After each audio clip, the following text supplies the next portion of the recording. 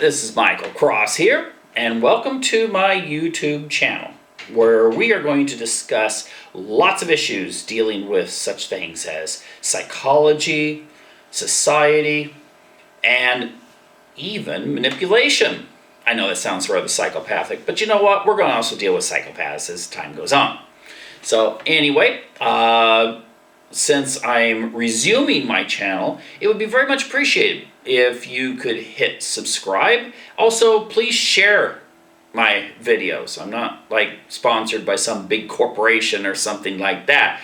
So if you find the content here interesting, please share it on your social media.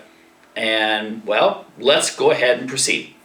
Now, the thing I want to discuss is an issue I've heard for years. People talk about the idea that sending kids to church or to Sunday school is a form of brainwashing. Well, no, it's not.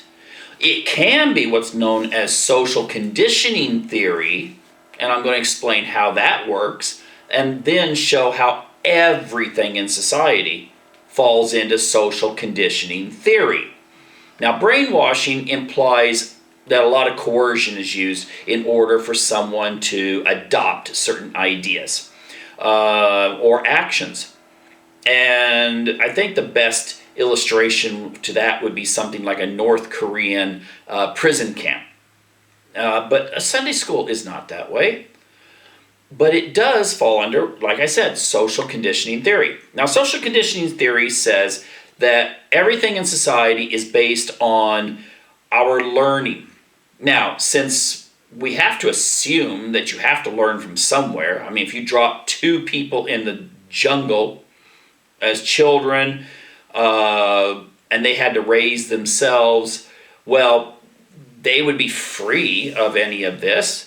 But they would have to develop their own society that they would then pass on to their children and so on.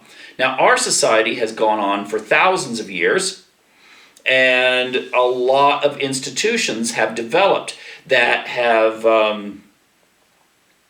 taken it upon themselves to make sure that the ideal citizen is molded.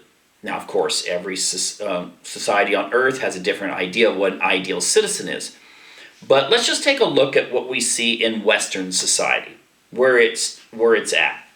Now, education is probably the best example of something that goes beyond what the parents teach in the home. Of course, they're products of social conditioning theory too. But when you go to school, there is a curriculum that is set at the state, local, or national level, or as we see increasingly, the international level. And that curriculum will say what values should be taught students. So if you live in a country where they say, we must teach democratic values, well, there's countries in the world that are more fascist or communist. Well, the thing is, you're not going to expect that you're going to be teaching those as your ideal. You might compare democracy to these others, but you're not going to teach that maybe there's aspects that might be better.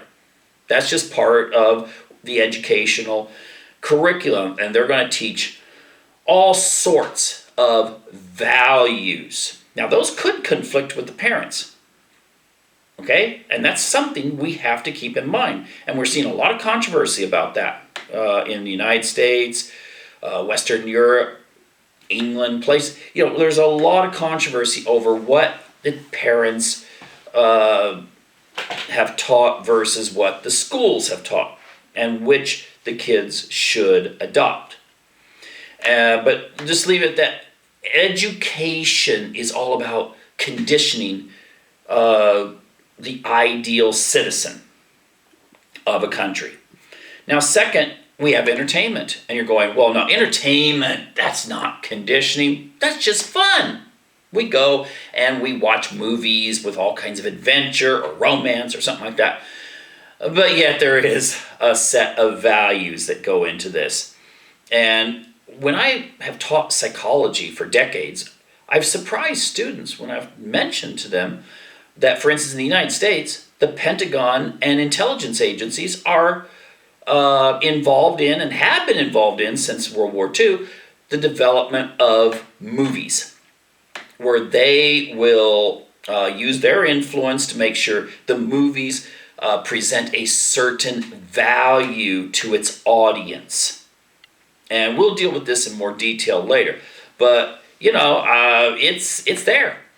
And to think that, no, they don't get involved, that's just a conspiracy theory. Well, just look it up yourself and you will see. Third is actually religion. Now, often religions will teach values that could be seen as more important than the society or government values. And sometimes you have conflict. But at other times, you can see things where religion can be roped in to teach values that the government has decided should be taught. For instance, we saw that during a certain disease outbreak a few years ago, where the government urged religious leaders to urge their people to comply with the stated objectives of the government. So, and that's just one example. There's many others. But ultimately, yes, religion helps to mold this perfect citizen. And then art. And you're thinking, oh my gosh, not art. Art has nothing to do with social conditioning theory. Well, then you don't know anything about art throughout the ages. For centuries, art has been used to convey power, to convey wealth of a society, to convey values.